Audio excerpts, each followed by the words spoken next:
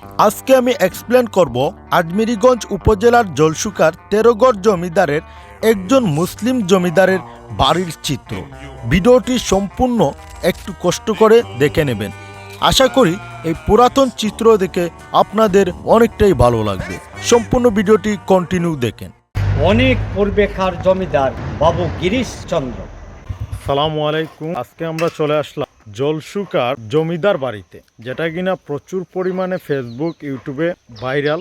এই জমিদার বাড়িতে আজকে আমরা চলে আসলাম এই জমিদার বাড়িটা দেখার জন্য। আমি এবং শ্রদ্ধেয় বড় ভাই নুরুল হক ভাই আমরা আজকে দুজনে মিলে চলে আসলাম জলসুকা জমিদার বাড়িতে। আসুন আপনাদেরকে এই জমিদার বাড়িটার একটু ভিউটা আপনাদেরকে একটু দেখাই। আপনারা দেখলে বুঝতে পারবেন কতটা সুন্দর, আসলে দেখার মতো একটা জায়গা, পুরাতন নিদর্শন। বর্তমান সময়ে আমরা এগুলা দেখলে অন্যরকম একটা অনুভূতি আসে এবং অনেকটাই ভালো লাগে। আজমিরিগঞ্জ উপজেলার জলসুকা গ্রাম, এক গ্রামে ছিল ১৩ গড় জমিদার। ১৩ গড় জমিদারের মধ্যে ১২ গড় ছিল হিন্দু, ১ গড় মুসলমান। মুসলমান জমিদারের নাম রমজান আলী চৌধুরী ওরফে বুসামিয়া। আর সবচেয়ে বড় জমিদারের নাম গোবিন্দ্রচন্দ্র রায়। তার একারে ছিল ৮ আনা জমিদারি, আর বাকি ১২ জনের ছিল ৮ আনা। গোবিন্দচন্দ্র রায়ের জমির পরিমাণ ২৫০০ একর।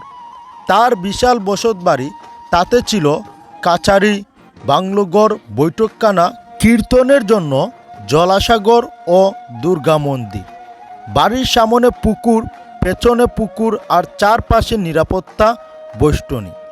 সে এক দিন ছিল, এমনও দিন গেছে জমিদার বাড়ির সামন দিয়ে কেউ ছাতা মাথায় দিয়ে যেতে পারত না। মাথায় সিটি কেটেও যাওয়া যেত না, ডেকে এনে নেড়া করে দেওয়া হতো। জমিদারদের বেশিরভাগই চলে গেছেন পাক ভারত যুদ্ধের সময়। গোবিন্দচন্দ্র রায়ের পোষ্যপুত্র গিরিশচন্দ্র, তিনিও চলে যান কলকাতায়। তীন্দ্রমোহন যাননি, বেঁচে আছেন তার ছেলেও কমলেশ রায়। এদিকে জমিদার গিরিশচন্দ্র রায়ের বৈঠকখানা এখনও টিকে আছে মোটামুটি। এই বৈঠকখানাতেই আয়োজন হতো ঐতিহ্যবাহী গেটু নাচ। হুমায়ুন আহমেদ এখানে শুটিং করেছিলেন গেটুপুত্র কমলার। পাকা বিটের উপর টিন ও কাঠের অবয়ব, তবে কৃষ্ণ কীর্তন মঞ্চটি স্টিলের তৈরি। কাছেই আছে দুর্গা মন্দিরটি। মন্দিরের পাকা দেয়াল খুব পুরু। জমিদারের অন্দরমহলে অ্যাটাচড বাথরুম ছিল। এখনও সবতেই ইঁদুরে বাদুরে আড্ডা। চারদিকে শুধু ধ্বংসের আলামত। সরকারিভাবে এই জমিদার বাড়ি সংরক্ষণের নেই কোনো উদ্যোগ। এ নিয়ে এলাকার লোকজন হতাশ। আমরা জমিদার বাড়ির আশেপাশের লোকজনের সাথে কথা বলে দেখলাম, বর্তমান সময়ে জমিদারের বংশধরের আসা যাওয়া নাই বললেই চলে।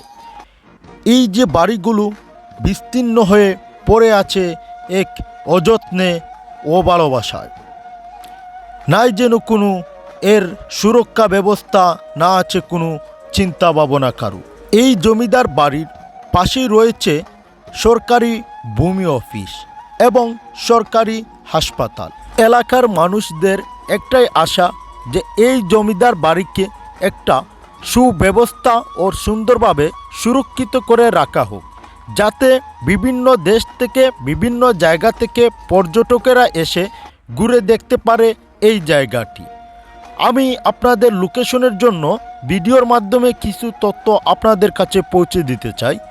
আপনারা যদি এই জমিদার বাড়িতে আসতে চান, তাহলে আপনাদের আগে আসতে হবে, যে কোনো ডিস্ট্রিক্ট থেকে যদি আসেন, আপনি আসতে হবে আমাদের সিলেটের হবিগঞ্জ।